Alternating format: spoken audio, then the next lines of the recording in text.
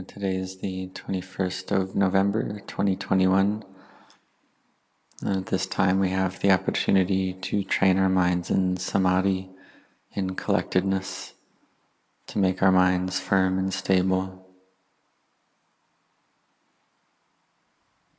And this quality of samadhi, when trained in well, it's a Dhamma quality that enables us to know and see the Dhamma. We can look at young students studying in school, and they may have only a short amount of concentration or a little amount of concentration. But if they're able to train in chanting, meditation, bowing, and so on since a young age, then they'd be able to improve their concentration in their studies. Then they'd be able to learn various subjects that the teacher teaches. And then in terms of worldly work, one needs even more samadhi. If one only has short samadhi or short concentration, then it's difficult to do one's work in the world. So whether in study or work, one needs to cultivate this quality of samadhi, the firm establishment of mind.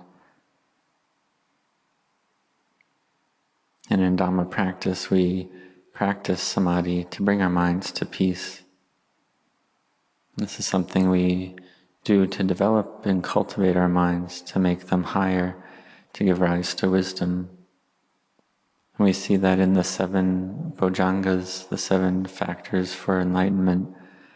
They have mindfulness, samadhi, this firm establishment of mind, upekkha, tranquility, effort, and so on. But really all these qualities gather together as one thing. When we separate them out, this is something that the Lord Buddha taught. And the Buddha taught with such incredible wisdom. He was able to separate out the 7 bojjhangas into their different qualities. But when it comes to our practice, they all gather together as one thing.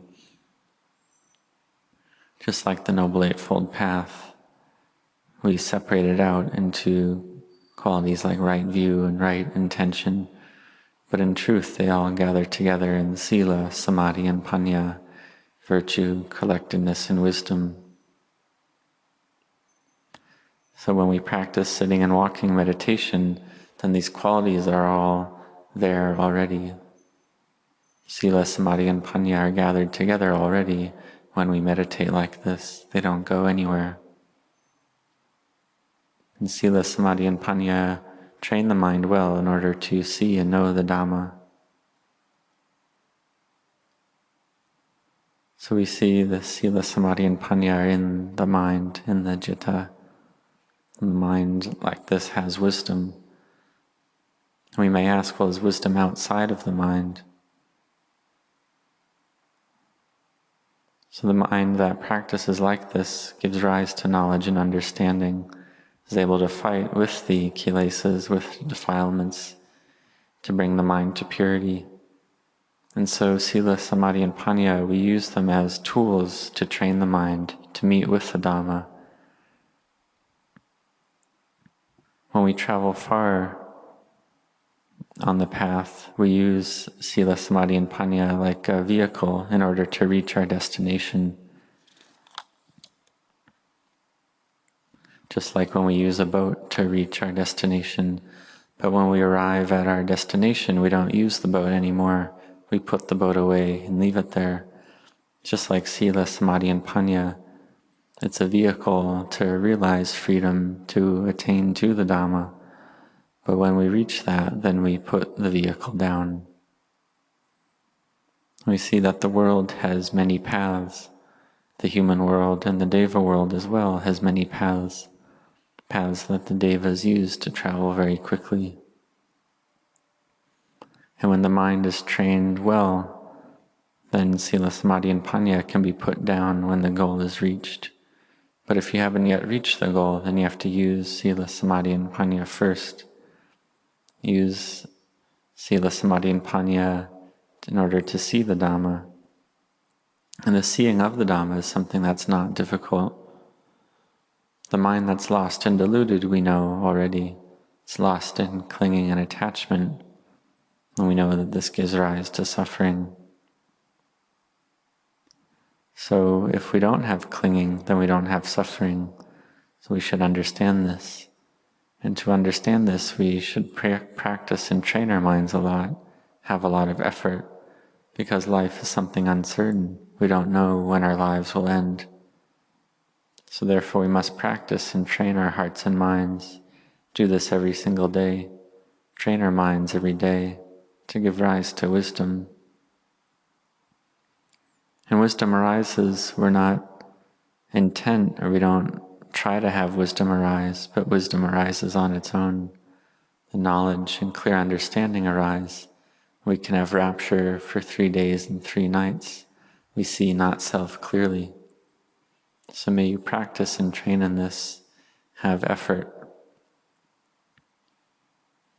And we see if we don't have effort, then how is it? If we just have laziness, then this gives rise to defilement, to kilesa. For instance, in worldly terms, if one has laziness, then one doesn't seek out a livelihood, one doesn't seek out material wealth, then one is not able to care for oneself or one's family. And if there's no laziness, but there's also no wisdom, then we just get agitation and chaos, and we don't meet with success as well. So we have to have effort with wisdom as well, with patient endurance as well, in order to succeed. So in terms of our Dhamma practice, we use effort. Freedom from suffering is realized because of effort. Success is attained due to effort. So may you have this firm intent, may you have effort continuously and constantly throughout the 4 postures of sitting, standing, walking, and lying down. May you contemplate all things as empty. And seeing emptiness, one sees Buddha. One sees Buddha in all things, sees that all things are empty. So may you practice in this, have effort, patient endurance, firm intent. May you have these qualities continuously and constantly to bring the mind to the firm establishment of samadhi.